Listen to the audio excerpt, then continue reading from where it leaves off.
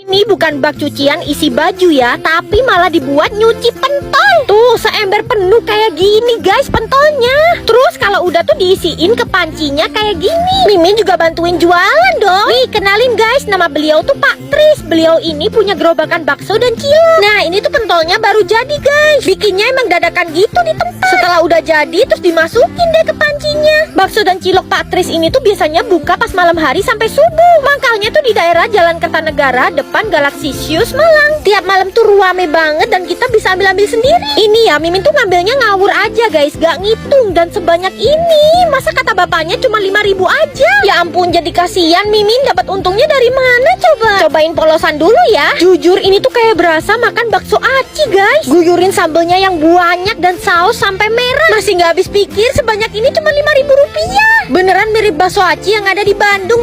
Pentolnya kenyal-kenyal dan kuahnya tuh gurih guys. Yuk guys, kalian larisin juga dagangan Pak Tris ya.